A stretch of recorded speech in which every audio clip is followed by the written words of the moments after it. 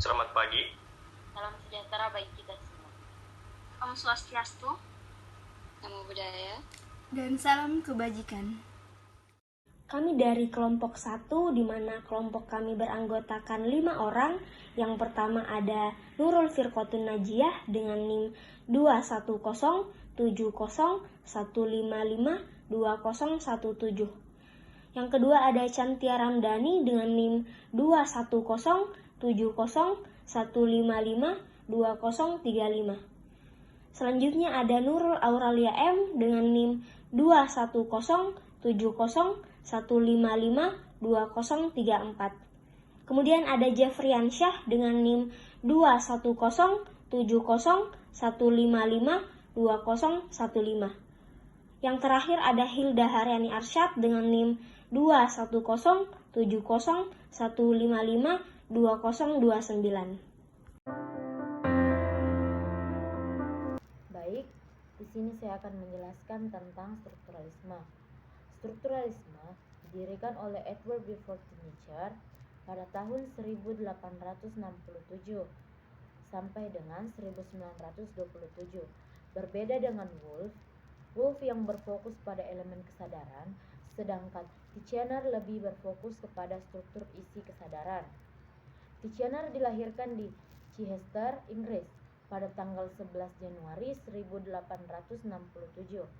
Ia sekolah menengah di Milford College dan kuliah di Oxford, serta melanjutkan studi kedokterannya di Leipzig University.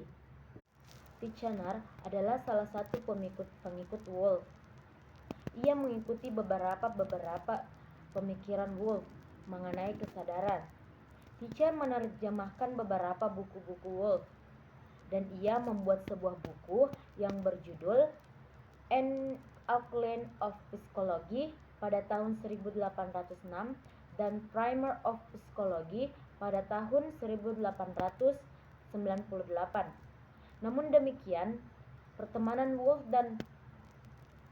dan dia tidak terlalu dekat, dan terdapat beberapa perbedaan pemikirannya. Pemikiran psikologi dari Titchener berbeda dengan Woolf, terutama setelah ia pindah ke Amerika Serikat. Yang pertama itu ada subjek matter dan tujuan psikologi. Pandangan Titchener tentang subjek matter dan tujuan psikologi tidak jauh berbeda dengan Woolf. Menurut Titchener, semua subjek matter ilmu pengetahuan itu sama, termasuk ilmu psikologi, yang di dalamnya itu terdapat pengalaman. Namun pengalaman ini dipahami berbeda. Ilmu pengetahuan tergantung pada pandangan orang setiap masing-masing. Menurut Titchener, pengalaman yang menjadi subjek matter ilmu psikologi adalah pengalaman sadar, yaitu pengalaman menurut orang yang mengalaminya. Subjek matter ilmu psikologi versi Titchener pun tampak tidak berbeda dengan Woolf, yaitu kesadaran.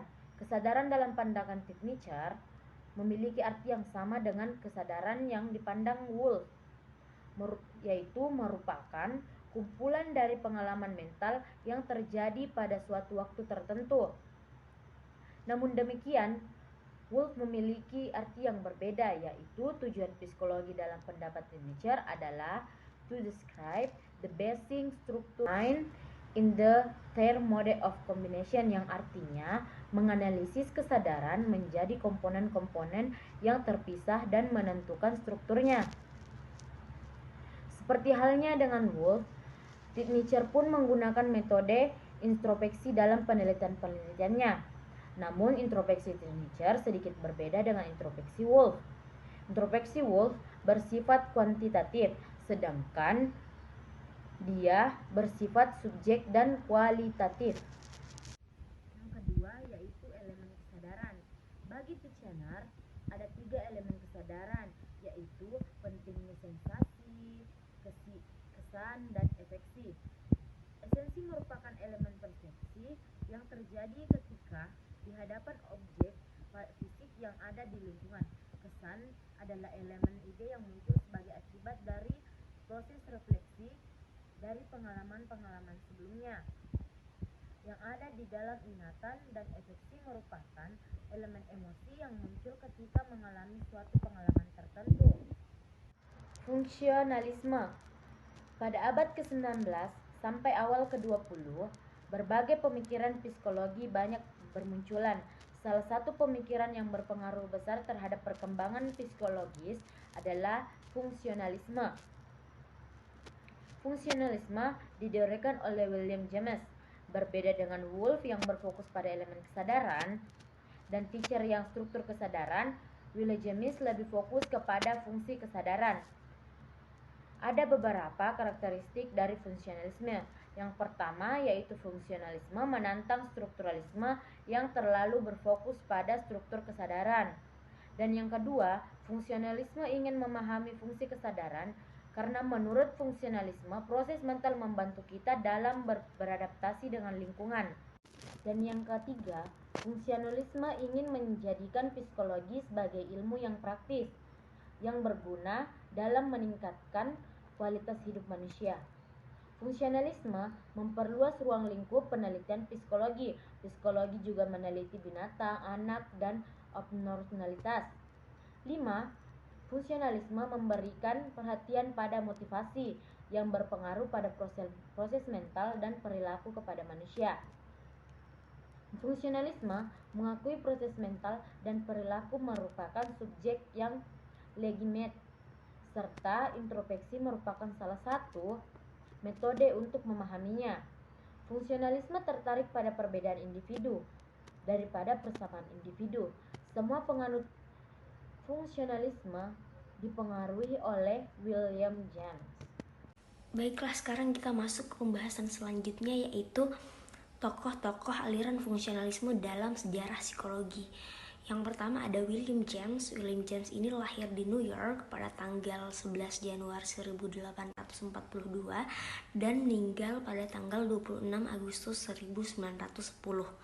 Akademik journey beliau ini pernah berkuliah di Harvard University jurusan ilmu kimia, namun karena dia mengidap penyakit neurasthenia yang dia memutuskan untuk ke Jerman. Di Jerman ini dia sambil berobat juga mempelajari ilmu obat-obatan dan fisiologis.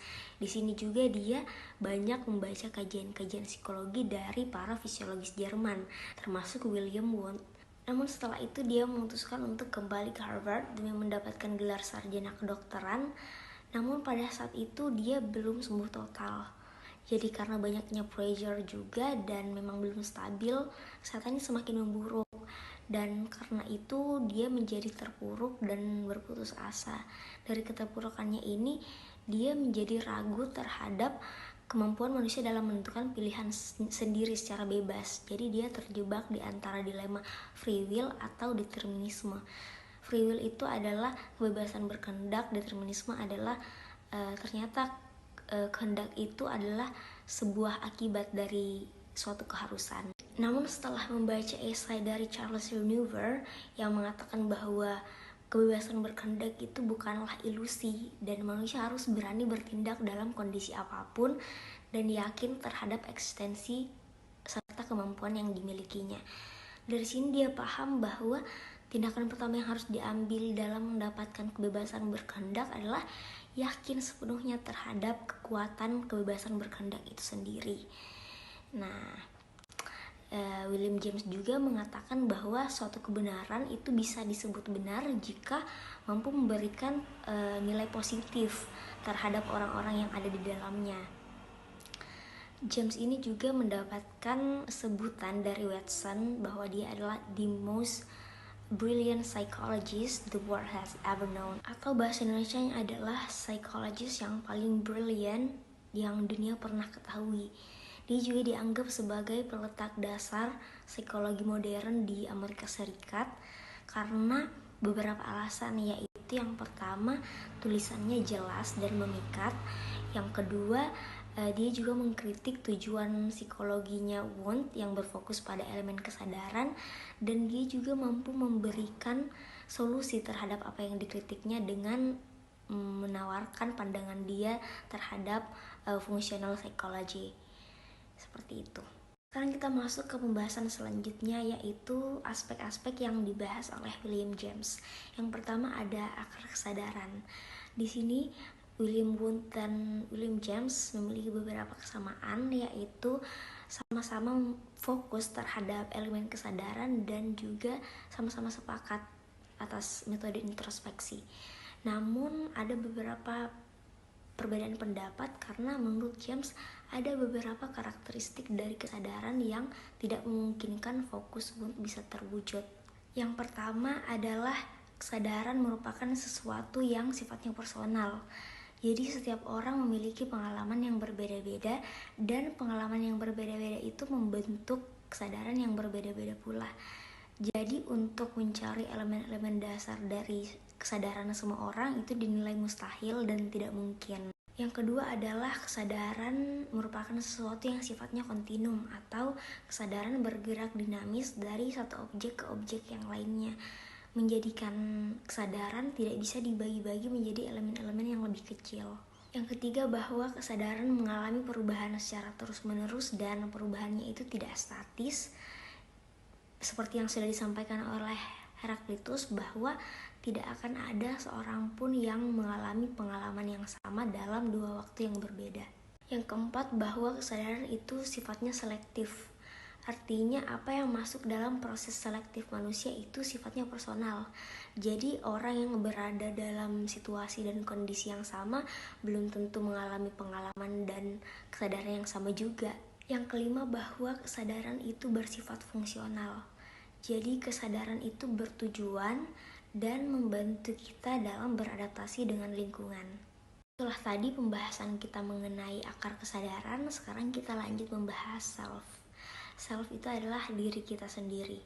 Jadi menurut William James, diri kita adalah termasuk segala hal yang kita miliki, seperti pakaian mungkin, atau mungkin anak, rumah, keluarga, persepsi, ingatan, struktur fisik, dan lain sebagainya.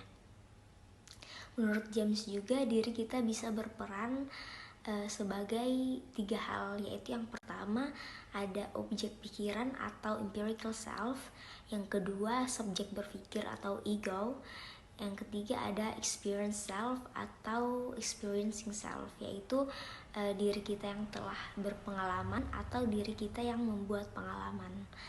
Nah, menurut James juga empirical self itu terdiri dari tiga aspek, yaitu yang pertama ada material self. Nah, material self ini sangat kuat ikatan emosionalnya dengan tubuh kita, sehingga begitu bagian tubuh kita hilang, kita akan mengalami kehilangan yang sangat mendalam. Walaupun ikatan emosional ini juga relatif, karena ikatan emosional orang-orang dengan tubuhnya itu juga tergantung dari orang masing-masing. Seperti contohnya ada orang yang sangat memproteksi tubuhnya dari yang bukan mahram, ada juga orang yang membiarkan saja orang lain memiliki tubuhnya. Walaupun begitu, material self ini tetap saja penting karena hilangnya apa yang dimiliki berarti hilangnya salah satu bagian dari diri kita. Nah, selanjutnya ada social self. Social self ini bersifat multidimensi karena kita bisa saja memiliki berbagai self sesuai dengan pandangan orang-orang yang melihat kita. Contohnya pada saat di kelas mungkin kita terlihat seperti orang yang serius atau berwibawa, namun pada saat kita ngumpul nongkrong bersama teman, kita terlihat sebagai orang yang cerewet dan humoris. Jadi itulah yang dikatakan social self. Yang ketiga ada spiritual self. Berbeda dengan material self dan social self tadi yang langsung dapat dilihat oleh orang, spiritual self ini bersifat sangat personal dan subjektif.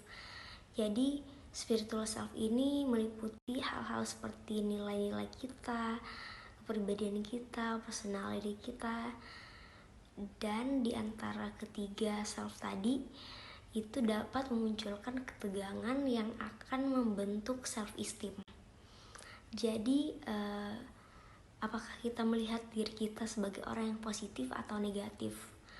Solusinya kalau kita ingin melihat diri kita mempunyai self esteem yang tinggi, ada dua opsi, yaitu yang pertama, kita tidak pernah berusaha sama sekali agar kita tidak pernah mendapatkan kegagalan, Atau yang kedua, justru kita berusaha semaksimal mungkin agar kita mendapatkan kesuksesan.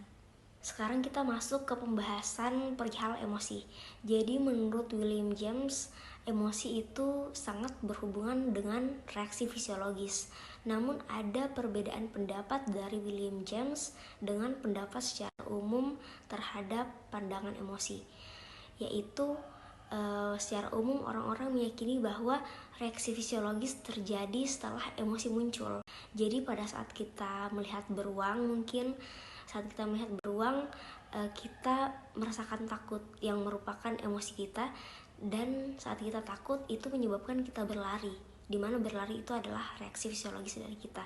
Di sini kita dapat melihat bahwa emosilah yang mempengaruhi persepsi. Sedangkan menurut James, persepsi mempengaruhi reaksi fisiologis, barulah setelah itu emosi muncul. Jadi seperti contohnya tadi kita melihat beruang. Saat kita melihat beruang, kita spontan lari, yang dimana lari itu adalah reaksi fisiologis dari kita. Setelah kita lari, barulah emosi takut itu muncul. Dan teori ini juga didukung oleh Carl Langer dan menamainya James Lange Theory of Emotion, dan dikenal sampai saat ini dan digunakan oleh beberapa pakar yang penting juga. Nah, selanjutnya ada Hugo Munsterberg. Munsterberg ini lahir di Danzig, Polandia pada tanggal 1 Januari 1863 dan meninggal pada tahun 1916 karena serangan stroke. Munsterberg ini pernah belajar di bawah arahan Wundt dan mendapatkan gelar doktor PhD-nya di bidang psikologi pada tahun 1885. Dia juga pernah menjadi asistennya Wundt. Nah, di saat inilah dia menunjukkan ketidaksepahamannya dengan teorinya Wundt bahwa keinginan itu bisa disadari. Sedangkan bagi Munsterberg, keinginan itu bukanlah sesuatu yang dapat dikendalikan secara sadar, karena keinginan adalah produk dari aktivitas tubuh, sehingga sangat tidak mungkin untuk dapat dikendalikan. Jadi itulah dia perbedaannya. Nah, selanjutnya pada tahun 1889, Munsterberg ini diangkat sebagai Direktur Harvard Psychological Lab untuk menggantikan William James dengan rekomendasi James sendiri. Jadi setelah itu dia bisa dianggap sebagai pionir dalam bidang psikologi terapan. Seperti dalam bidang klinis dan psikoterapi, dia mengatasi masalah kejiwaan dan memberikan layanan gratis menggunakan terapi sugesti dan terapi hipnotis. Selanjutnya di bidang forensik, dia menginisiasi penelitian mengenai sanksi di persidangan, dan dia juga mempunyai teori bahwa pengakuan saksi dipengaruhi oleh banyak faktor seperti kesan indrawi, sugesti, stres, dan faktor-faktor lainnya yang dapat mengganggu akurasi, persepsi, dan ingatan. Nah, di bidang industri, dia menulis buku psikologi industri pertama, yaitu Psychology and Industrial Efficiency pada tahun 1913, dan dia juga sangat-sangat berpikir keras untuk bisa meningkatkan kinerja pegawai. Dia juga mempunyai teori bahwa faktor kepribadian, kecerdasan, sikap, dan juga kelelahan itu sangat-sangat berpengaruh terhadap kinerja pegawai. Nah, selanjutnya ada Granville Stanley Hall. Dia lahir di Massachusetts pada tanggal 1 Februari 1844 dan meninggal di Worcester, Massachusetts juga pada tahun 1924. Akademik journey beliau ini pernah kuliah di bidang filsafat dan pernah juga mengajar filsafat di Antioch College pada tahun 1871. Disinilah dia membaca buku Wundt dan mulai tertarik di bidang psikologi. Nah, pada tahun 1874 dia memperoleh gelar doktor di bidang psikologi di Harvard. Nah, di Harvard disinilah dia bertemu dengan James. Adapun tokoh keempat dari fungsionalisme yaitu John Dewey. Beliau lahir pada tanggal 20 Oktober 1852 di Burlington dan wafat pada tanggal 1 Juni 1952. John Dewey ini menganut pragmatisme yang berarti salah satu aliran filsafat yang mengajarkan mengenai maksud apa itu kebenaran, yang dapat kita lihat dari akibat-akibatnya atau hasil yang bermanfaat secara praktis. Sehingga dari hal tersebut, Dewey berkeyakinan dengan memaknai apapun selama hal-hal tersebut itu memiliki nilai yang praktis. Adapun gagasan utamanya yang ia kemukakan dalam bentuk kritikan terhadap elementarisme, yang dimana elementarisme ini membagi pengalaman ke dalam bagian-bagian stimulus respon. Pandangan Dewey mengenai stimulus dan respon yaitu suatu kesatuan yang saling berkaitan. Contohnya, jika anak melihat api kemudian menyentuhnya karena rasa penasaran anak yang begitu besar. Kemudian tokoh kelima dari fungsionalisme yaitu James McChicken-Cattell, di mana beliau lahir pada tanggal 25 Mei 1860 dan wafat pada tanggal 20 Januari 1944. Menurutnya, psikologi itu sebagai ilmu bahwa ilmu fisika bukan ilmu psikologi yang sulit dalam memperoleh kepastian dan keakuratan, sehingga mengharuskan untuk menggunakan eksperimentasi dan pengukuran. Cattell salah satu orang yang menganut fungsionalisme, sehingga menurutnya psikologi itu dapat dikatakan bermanfaat jika bermakna jiwa apabila dapat berguna bagi kehidupan sehari-hari. Bukan hanya itu, beliau juga terkenal karena upayanya dalam pengaplikasian psikologi melalui pengukuran terhadap aspek-aspek psikologi atau mental test.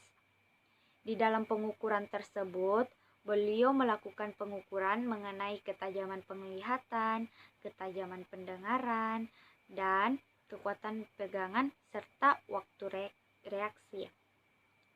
Namun, dalam pengukuran ini tidak berhasil dalam membuat mental test yang memiliki predictive validity yang baik serta korelasi dari penilaian akademiknya itu tidak signifikan. Ya, berikutnya yaitu behaviorisme. Behaviorisme merupakan aliran pemikiran psikologi yang fokus pada perilaku dan menekankan pada bagaimana peran stimulus-stimulus yang ada di luar diri manusia membentuk perilaku melalui proses belajarnya. Glassman Hand menjelaskan bahwa munculnya behaviorisme tidak lepas dari keterbatasan teknologi dalam melakukan penelitian terhadap proses fisiologis dan subjektivitas yang tak terhindar dari metode introspeksi. Behaviorisme mengikuti jejak fungsionalisme yang lebih pragmatis dan fokus pada perilaku. Maka salah satu prinsip dasar behaviorisme yaitu mencari penjelasan yang paling sederhana dari penjelasan-penjelasan yang mungkin sudah ada.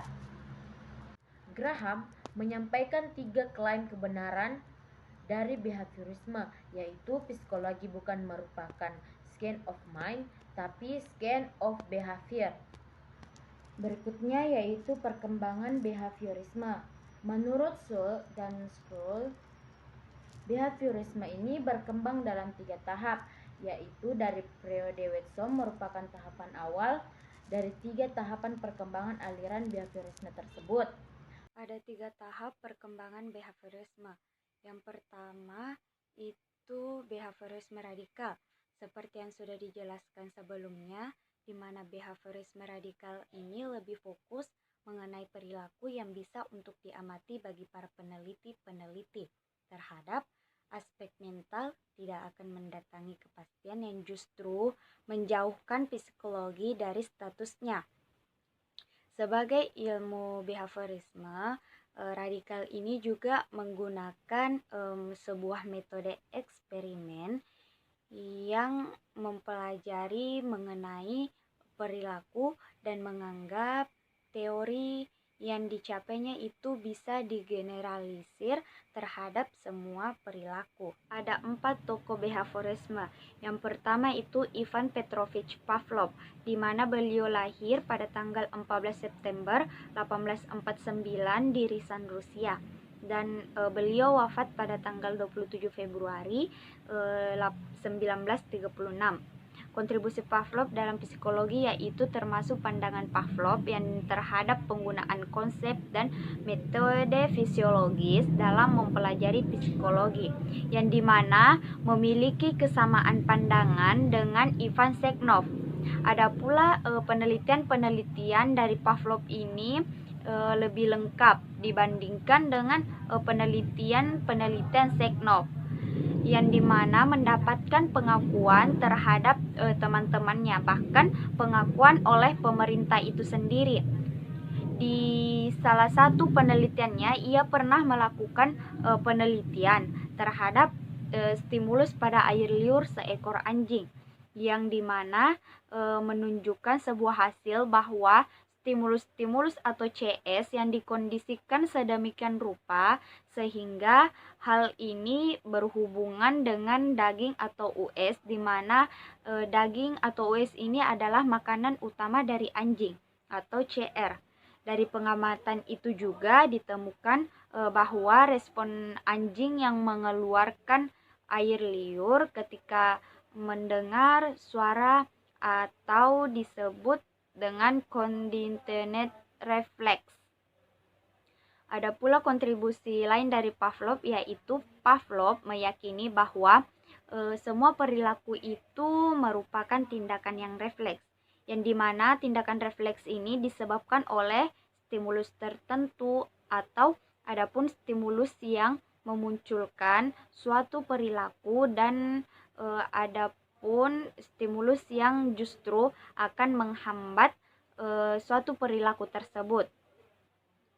Dari hal-hal tersebut ada kaitannya dengan stimulus, di mana Pavlov juga meyakini bahwa ada yang disebut excitatory conditioning atau kehadiran CS akan menstimulasi CR, dan inhibitory conditioning atau CS akan menghambat untuk memunculkan CR. Tokoh kedua dari behaviorisme yaitu John Broadus Watson. Beliau lahir pada tanggal 9 Januari 1878 di Carolina Selatan dan wafat pada tanggal 25 September 1958 di New York, di mana kontribusinya terhadap psikologi yaitu beliau dianggap sebagai pendiri behaviorisme, karena Watson termasuk orang yang paling berpengaruh terhadap suksesnya dalam pengembangan ide-ide dari behaviorisme. Akan tetapi pengembangan ide-ide dari behaviorisme tersebut bukan hanya Watson orang pertama, namun ada juga tokoh-tokoh pendahulu lainnya yang mengembangkan ide-ide behaviorisme. Ada pula fokus dari pemikiran Watson, yaitu perilaku yang bisa diamati, yang dimana perilaku itu harus terlepas dari kesadaran, pikiran, dan keadaan mental lainnya. Ada juga 3 alasan mengapa Watson fokus pada perilaku, yaitu yang pertama, mempelajari kesadaran dan keadaan mental pada psikologi binatang yang tidak memiliki manfaat praktis dan teoritis. Kedua, terhadap beberapa kesulitan dalam mempelajari kesadaran. Ketiga, dalam mempelajari dan memahami perilaku manusia. Dan ada pula kontribusi lain Watson, di mana Watson memberikan perhatian khusus terhadap proses belajar dan pengalaman yang diperoleh dalam kehidupan sehari-hari. Menurut Watson, mengenai pikiran itu hanyalah sebuah hasil dari proses sensorik motorik yang pada umumnya terjadi secara tidak disadari, sehingga hal tersebut sulit untuk kita prediksi dan dikendalikan. Padahal yang sebenarnya psikologi itu mampu untuk memprediksi dan mengontrol suatu perilaku manusia, seperti kehendak positivisme yang beliau ya. Tokoh ketiga dari behaviorisme yaitu Edward Lee Thorndike. Beliau lahir pada tanggal 31 Agustus 1874 dan wafat pada tanggal 9 Agustus 1949. Kontribusinya dalam psikologi dan pandangannya mengenai ilmu psikologi yaitu harus objektif dan fokus pada pandangan terhadap perilaku, bukan terhadap kesadaran atau proses mental lainnya. Thorndike ini juga disebut-sebut sebagai salah satu tokoh penting dalam mengawali gagasan behaviorisme dan menjembatani antara fungsionalisme dan behaviorisme. Ada pula pandangan Thorndike menurut perilaku. Beliau menjelaskan dengan menggunakan hubungan stimulus dan respon yang saling berhubungan antara satu sama lain atau berhubungan secara neurologis atau koneksionisme. Ikatan tersebut berpengaruh terhadap sejauh mana stimulus-stimulus tersebut dapat menghasilkan sebuah respon. Kontribusi lainnya yaitu berkontribusi dalam teori belajar, psikologi pendidikan, pengukuran kecerdasan, pelatihan perilaku, verbal, dan lain-lain sebagainya. Beliau juga atau Thorndike ini menggunakan pendekatan koneksionisme atau proses belajar yang terjadi karena hubungan antara situasi atau elemen-elemen situasi dengan sebuah respon.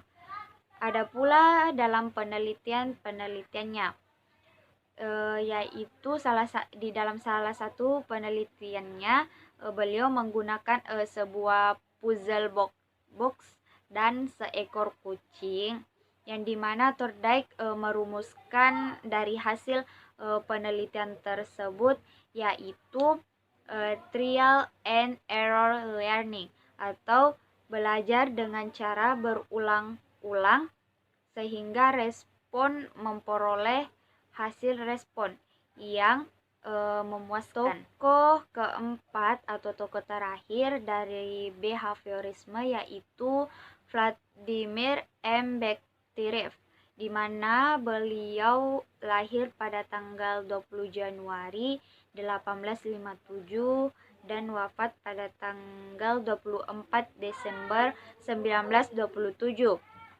Kontribusinya, beliau ini adalah salah satu pendiri laboratorium psikologi pertama di Rusia bersama dengan Ivan Sechnov dan Ivan Pavlov untuk membangun psikologi di Rusia.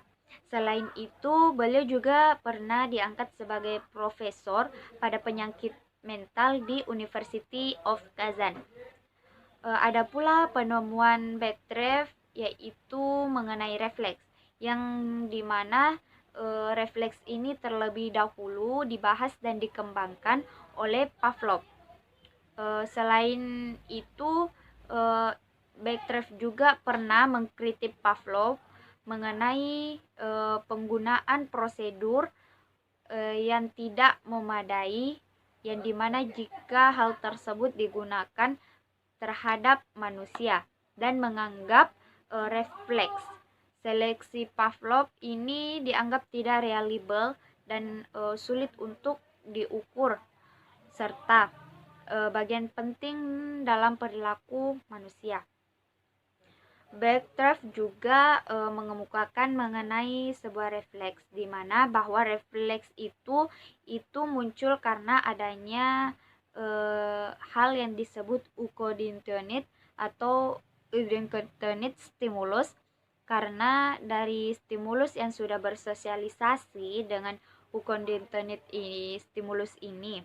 Contohnya rasa takut itu tidak hanya muncul dari hadirnya seekor ular, akan tetapi rasa takut itu muncul ketika kita melewati semak-semak, meskipun ular tersebut tidak kelihatan karena disebabkan oleh adanya semak-semak yang sudah bersosiasi dengan adanya ular, sehingga dari semak-semak itu dapat memicu munculnya rasa takut.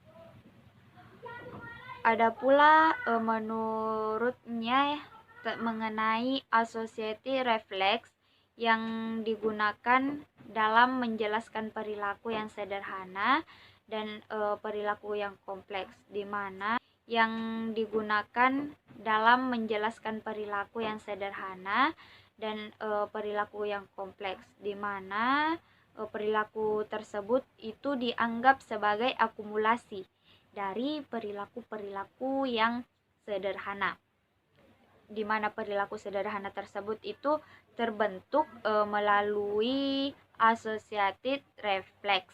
Tahap kedua yaitu neobehaviorisme. Neobehaviorisme adalah gabungan atau perpaduan antara behaviorisme dengan logical positivisme, di mana logical positivisme ini lebih mengacu ke arah pemikiran yang disampaikan oleh para filsuf di Vienna tahun 1924, yang mengemukakan bahwa rumusan teoritik itu harus bersumber dari pengamatan yang empiris dan bisa menjelaskan fakta-fakta yang empiris. Di logical positivisme ini membagi dua jenis sains, di mana sains pertama yaitu sains empiris atau empirisme, yang berarti bahwa ilmu pengetahuan itu diperoleh berdasarkan sebuah fakta-fakta empiris, dan kedua yaitu sains teoritis atau rasionalisme, yang berarti suatu penjelasan-penjelasan yang rasional terhadap hasil sebuah pengamatan. Neo-behaviorisme ini ditandai dengan operatisme, yang berarti sebuah konsep-konsep psikologi yang dianggap abstrak, sehingga pada akhirnya harus dioperasionalisasikan ke dalam bentuk indikator-indikator perilaku yang bisa untuk diamati. Kemudian dari hal tersebut diartikan sebagai definisi operasional, di mana definisi operasional ini juga berfungsi untuk menjembatani antara sebuah konsep teoritis yang sifatnya abstrak dengan realitas yang bisa kita amati secara objektif. Adapun ciri-ciri dari neo-behaviorisme itu ada 4. Pertama itu teori yang digunakan itu harus sesuai dengan logical positivisme. Yang kedua itu semua istilah teoritis itu harus didefinisikan secara operasional. Ketiga, penelitian terhadap binatang dilakukan jika pengontrolan variabel lebih mudah dibandingkan dengan manusia dan tidak melibatkan proses persepsi dan belajar yang kompleks. Dan terakhir itu proses belajar adalah suatu yang sangat penting, sebab proses belajar ini juga adalah mekanisme yang dapat digunakan oleh individu dalam menyesuaikan diri dalam lingkungan sekitarnya. Claude Leonard Hull mempunyai kontribusi yang sangat luar biasa dalam psikologi. Ia menulis buku tentang aptitude tests tahun 1928, serta dijuluki tokoh psikologi yang citasinya dalam artikel mengenai belajar dan motivasi di 2 jurnal psikologi Amerika.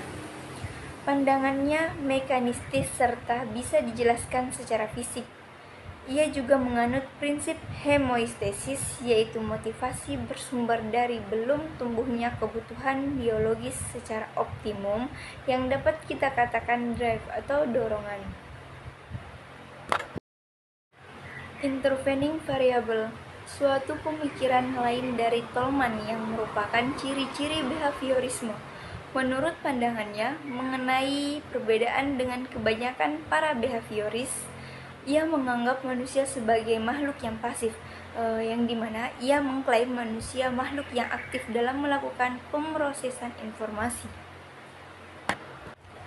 Purposive Behaviorism, pemikiran Tolman yang ia tuliskan dalam bukunya yaitu Purposive Behavior in Animals and Men tahun 1932, ia menganggap penting tujuan munculnya suatu perilaku, namun pandangannya mendapat kritik oleh Watson dan kawan-kawan. Bagi Tolman, konsep tujuan dari perilaku merupakan teori yang tidak serta-merta dikatakan sudah mengingkari prinsip behaviorisme. Baginya, ia cuma menyimpulkan tujuan dari perilaku, tapi menyatakan tujuan yang memengaruhi perilaku dan dapat didefinisikan secara operasional, objektif, dan kualitasnya bisa diamati. Claude Leonard Hull mempunyai kontribusi yang sangat luar biasa dalam psikologi. Ia menulis buku tentang aptitude tests tahun 1928, serta dijuluki tokoh psikologi yang citasinya dalam artikel mengenai belajar dan motivasi di 2 jurnal psikologi Amerika. Pandangannya mekanistis serta bisa dijelaskan secara fisik. Ia juga menganut prinsip hemoistesis, yaitu motivasi bersumber dari belum tumbuhnya kebutuhan biologis secara optimum yang dapat kita katakan drive atau dorongan. Edwin Ray Guthrie terkenal dengan teori belajarnya yang berbeda. Pemikirannya disampaikan pada bukunya yaitu The Psychology of Learning tahun 1934 yang diterapkan dalam psikoterapi. Guthrie berfokus antara stimulus dan respons.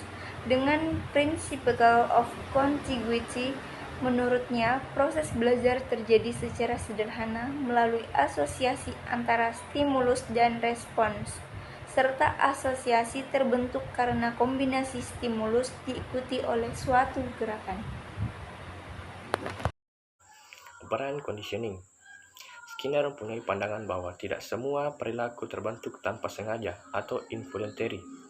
Melalui proses classical conditioning, kebanyakan perilaku justru terbentuk secara sengaja sebagai upaya manusia mengaruhi lingkungannya.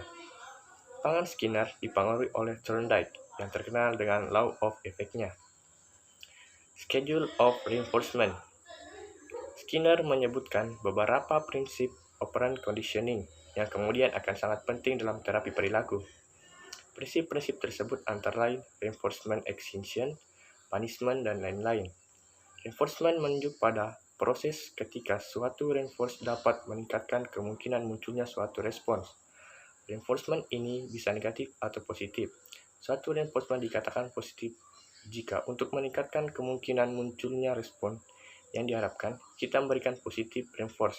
Begitu respon tersebut muncul, dan bisa disebut negatif reinforcement jika meningkatkan kemungkinan munculnya respon kita atau menyediakan negatif reinforcement.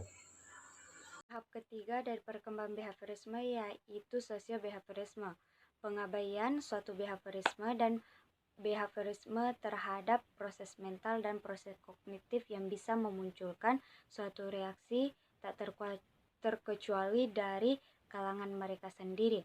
Dan menurut Albert Bandura dan Rother mengenai gagasan yang berbeda dengan pendahuluan yang dinamai sebagai social learning atau social behaviorisme. Social learning ini mempunyai pandangan mengenai perilaku bahwa perilaku itu bisa dipelajari dalam proses sosial, tidak seperti yang disampaikan oleh Skinner. Selain itu, meski masih fokus pada perilaku, keduanya mengakui bahwa adanya sebuah proses mental dan proses kognitif yang saling hubungan atau berhubungan antara stimulus dan respon. Albert Bandura. Bandura sebagai tokoh behaviorisme dengan modeling dan social learning teorinya. Bagi Bandura, faktor personal seperti kepribadian, lingkungan, dan perilaku satu sama lain saling berinteraksi. Hubungannya tidak satu arah. Bandura dengan social learning teorinya memandang bahwa perilaku manusia tidak ditentukan oleh faktor personal ataupun stimulus yang ada di lingkungan. Perilaku manusia justru dianggapnya lebih banyak diperoleh melalui pengamatan langsung terhadap perilaku orang lain dan bagaimana akibatnya terhadap dirinya. Teori lain yang dikembangkan oleh Bandura adalah efikasi diri atau self-effication. Menurutnya, efikasi diri berpengaruh pada perubahan perilaku seseorang. Julian B. Rother mengembangkan teori locus of control yang menyatakan adanya keyakinan manusia mengenai kekuatan yang mengendalikan diri kita. Keyakinan tersebut merupakan faktor yang kognitif yang kemudian berpengaruh terhadap pembentukan perilaku manusia. Menurut Rother, perilaku manusia umum diakui dipengaruhi oleh penguatan, reinforcement, namun demikian pengaruh penguatan terhadap perilaku manusia tersebut tidaklah sederhana. Terapi yang berorientasi behavioristik. Yang pertama, modifikasi perilaku. Menunjuk pada terapan ilmiah dan praktik profesional dengan menganalisis dan memodifikasi perilaku.